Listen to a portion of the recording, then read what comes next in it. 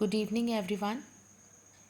आज हम बात करेंगे जुडिशियल सर्विस एग्जामिनेशंस में इंटरव्यू के बारे में, जो इस एग्ज़ाम को क्लियर करने के लिए सिलेक्शन के लिए सबसे इम्पॉर्टेंट रोल रखता है, तीसरी और इम्पॉर्टेंट सीढ़ी। तो इस स्टेप के बारे में आज हम बात करेंगे।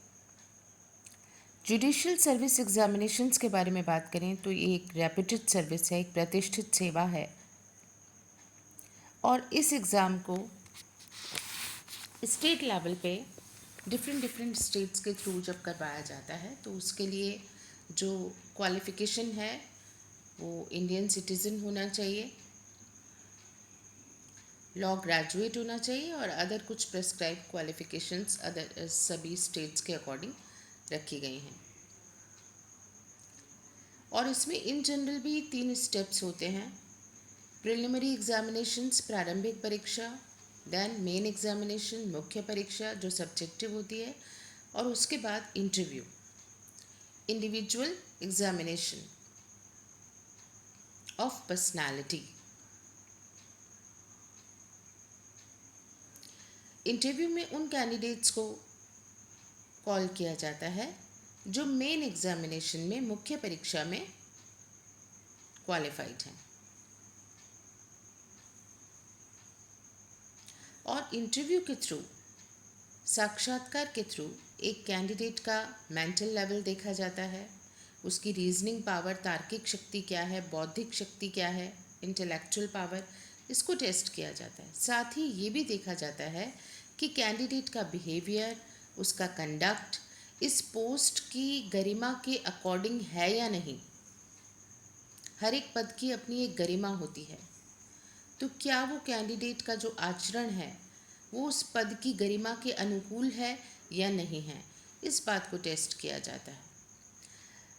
उसका जो कॉन्फिडेंस लेवल है वो कितना है, और किसी बात पर उसकी डिसीज़न लेने की जो पावर है, निर्णय लेने की क्षमता है, उसको परखा जाता है। क्योंकि एग्ज़ाम जो आप अभी इस पद को हासिल करना चाह रहे हैं उसमें मेन इम्पॉर्टेंट रोल जो है वो है निर्णय लेने की क्षमता का होना। तभी आप डिसीज़न दे पाएंगे। दूसरे की ज़िंदगी का फैसला आप कर रहे हो तो आपने अपने लिए क्या फ़ैसले लिए हैं, उसको किस तरह आप इम्प्लीमेंट कर रहे हैं, आपकी डिसीजन मेकिंग पावर को टेस्ट करना है यहाँ पे, आपकी कॉन्फिडेंस लेवल को चेक करना है, यहाँ पे आपकी रीजनिंग पावर को देखना है। तो इन सब चीज़ों को इंटरव्यू के अंदर चेक किया जाता है।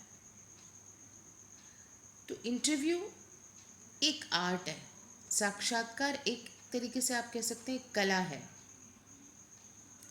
तो इसमें अगर आप सफल होना चाहते हैं तो एक कैंडिडेट को जो कैपेसिटी चाहिए, जो क्षमता चाहिए, वो दोनों तरीके से चाहिए, आंतरिक और बाहरी। मतलब ये कि आपको अपने सब्जेक्ट में बहुत निपुण होना है, विषय में निपुण होना है, आपको विषय की जानकारी बहुत अच्छे से होनी चाहिए, कंसेप्ट क्लैरिटी बहुत अच्छी होनी चाहिए, और साथ ही आपका बिहेवियर, आपका कंडक्ट, आपका आचरण, व्यवहार, ये भी बहुत इम्पोर्टेंट रोल रखते हैं।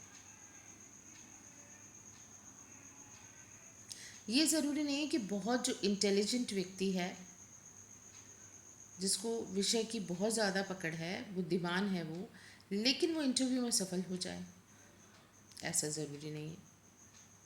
और ये भी बहुत ज़रूरी नहीं है कि जो बहुत ज़्यादा दिखावे या आडंबर वाला व्यक्ति है, बाहरी रूप से तो बहुत वो लग रहा है कि वो अपने बिहेवियर और कंडक्ट को शो कर रहा है कि वो इस पद की गरिमा के अनुकूल है, लेकिन जो वास्तविक धरातल है उसमें शून्य के स्तर पे हो। तो यहाँ दोनों चीज़ें ही आपको ध्यान में रखनी पड़ेगी। अपने विषय में भी आपको निपुण होना पड़ेगा और बाहरी आचरण और व्यवहार में भी पारंगत होना पड़ेगा। तो इंटरव्यू में एक कैंडिडेट की किन किन कैपेसिटीज़ पर, क्षमताओं पर फोकस किया जाता है इंटरव्यू बोर्ड द्वारा। इंटेलेक्चुअल पावर, बौद्धिक क्षमता के बारे में, रीजनिंग पावर, तार्किक क्षमता के बारे में, गरिमानुकूल जन संपर्क की क्षमता का होना, आप अपनी पोस्ट के अकॉर्डिंग किस तरह से कैपेसिटी रखते हैं, कम्युनिकेशन स्किल आपकी जो है वो कैसी है, उसके बारे में जानना। आपको अपडेट्स कितने हैं, आपके आसपास जो सिनेरियो है उसके बारे में आपकी जानकारी कितनी है, वो कैपेसिटी आपकी। आपकी ऑनेस्टी, आपका डेडिकेशन, डिसिप्लिन, अनुशासन, आप अपने कर्तव्य के प्रति किस तरीके से कर्तव्यनिष्ठ हैं कि आप अपनी ड्यूटी को पूरा करेंगे, आपका शिष्टाचार, बिहेवियर, और द मोस्ट इम्पॉर्टेंट थिंग, आपकी निर्णय लेने की क्षमता, डिसीजन मेकिंग पावर। क्योंकि क्या है, हर पोस्ट की अपनी अपने जब काम है तो उसी अनुसार उस व्यक्ति को, जब बोर्ड को चुनना है, एक व्यक्ति को उस पद के लिए उस कार्यभार को सौंपना है, तो ये भी देखना पड़ेगा कि ये व्यक्ति इस कार्यभार को संभालने में सक्षम है या नहीं। तो ये जो पद है आप हासिल करना चाहते हैं जुडिशियल ऑफिसर का, तो जुडिशियल ऑफिसर को कैसा होना चाहिए, वो क्वालिफ़िकेशंस, वो योग्यताएं आप में हैं कि नहीं। सिर्फ ऐसा नहीं होगा कि आपने सब्जेक्ट का ज्ञान बहुत अच्छे तरीके से ले लिया तो आप समझ लीजिए कि भाई आप अब परफेक्ट हैं, अब आप इस पोस्ट को हासिल कर सकते हैं, ऐसा नहीं है।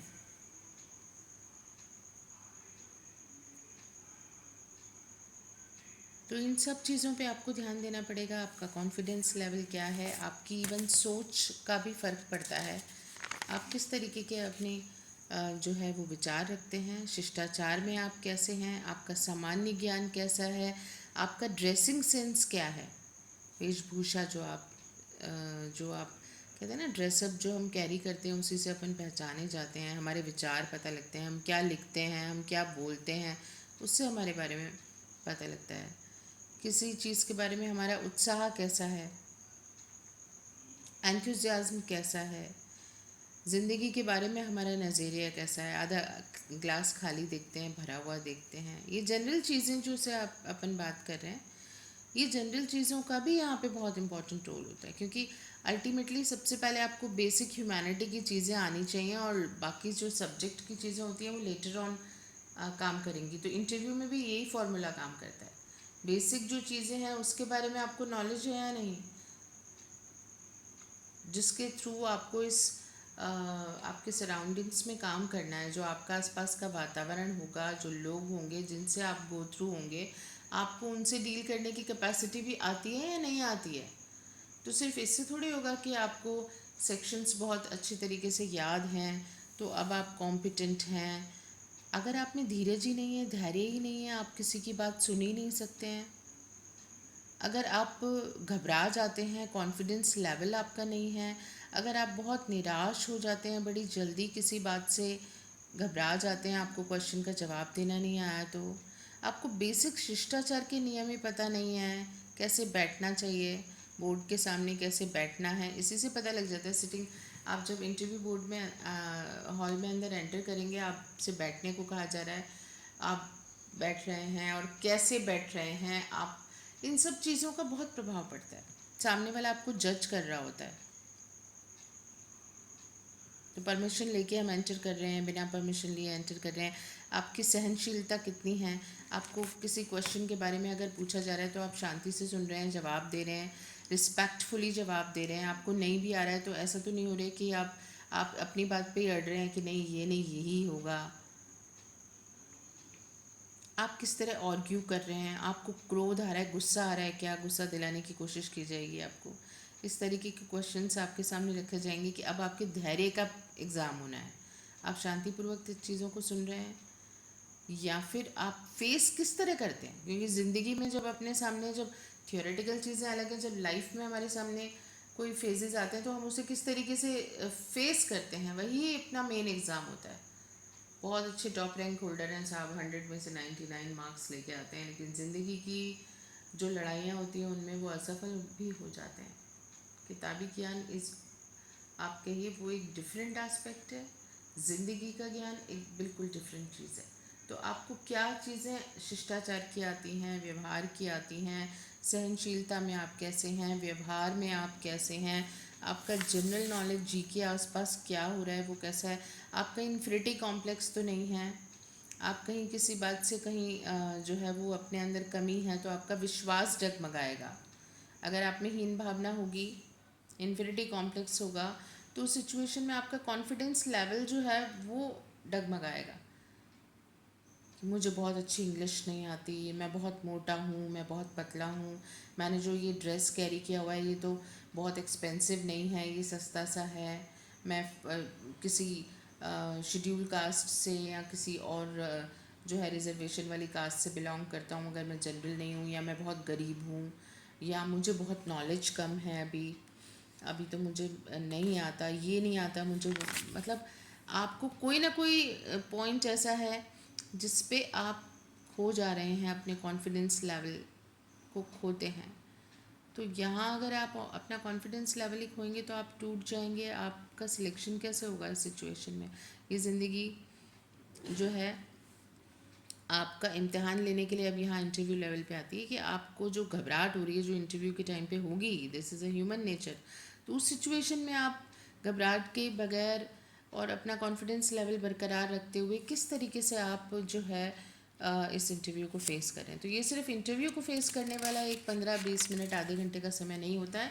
इस समय के अंदर वो आपको जान रहे होते हैं कि हम इस व्यक्ति को जो कार्यभार सौंपने जा रहे हैं, जैसे जुडिशियल ऑफिसर बनाने जा रहे हैं, क्या ये इस पद को संभाल पाएगा, क्या ये इस लायक है, क्या ये डिज़र्विंग कैंडिडेट है कि भाई ये हर परिस्थिति को ठीक तरीके से टैकल करके और आप इस पोस्ट को और इसके कार्यभार को संभाल सकता है। क्योंकि आपको जो काम दिया जाएगा बहुत महत्वपूर्ण काम होगा। आप तो ये सोच रहे हैं मैं जुडिशियल ऑफिसर बन जाऊँ, मेरा फलां जो है वो पावर आ जाए, नाम आ जाए, लेकिन इसके साथ जो काम अटैच्ड हैं, जो ड्यूटीज़ अटैच्ड हैं, जो काम आपको करना है, जो रोल आपको निभाना है, क्योंकि हर एक का रोल अलग अलग होता है। तो यहाँ एक एडवोकेट की भूमिका अलग है, उसकी क्वालिटीज़ अलग हैं, उसके क्वालिफिकेशन अलग है। आपका नेचर किस प्रकार का है, आप इस पद को संभाल सकते हैं कि नहीं, प्रॉपर वे से अपना जस्टिफिकेशन के साथ अपना जस्टिस जो है वो दे सकते हैं कि नहीं। ये सब चीज़ें चेक करने के लिए आपको इंटरव्यू जो है इस स्टेप को रखा जाता है, जो बहुत बहुत इम्पॉर्टेंट रोल प्ले करता है। बोर्ड अपनी तरफ से पूरी प्रयास यही करते हैं कि जो बेहतरीन कैंडिडेट हैं उन्हें सेलेक्ट करके यहाँ जो है ये काम सौंपा जाए। तो आप इन सब चीज़ों को ध्यान रखिए, अपनी घबराहट को दूर रखिए और नॉलेज बढ़ाते रहिए। जनरल के अलावा बाकी चीज़ों की भी पूरे कॉन्फिडेंस के साथ जवाब दीजिए। किस तरह जवाब देना है ये एक खास बात होती है ना। ज़रूरी नहीं है सारे सवाल प्रश्नों का जवाब हमें आता ही हो। हमने 50% जवाब भी दिए हैं, ऐसे भी आपने बहुत से एग्जाम्पल्स अपने आसपास देखे होंगे। सारे सवालों के जवाब नहीं भी दिए फिर भी उनका सिलेक्शन हो गया, इंटरव्यू में फाइनल सिलेक्शन हो गया। क्यों हुआ उसकी और बहुत सारी वजह थी। सिर्फ ऐसा नहीं आपको नहीं आ रहा है तो कैसे जवाब देना है आपको, अगर कोई बात पे आप सही हैं तो भी आपको किस तरीके से, आपको आर्ग्यू नहीं करते हुए किस तरीके से चलना है और अपनी बात को भी कहना है। ये सब चीज़ों की कला है, ये एक आर्ट है। अपनी बात को कहने आना, सही तरीके से कहने आना।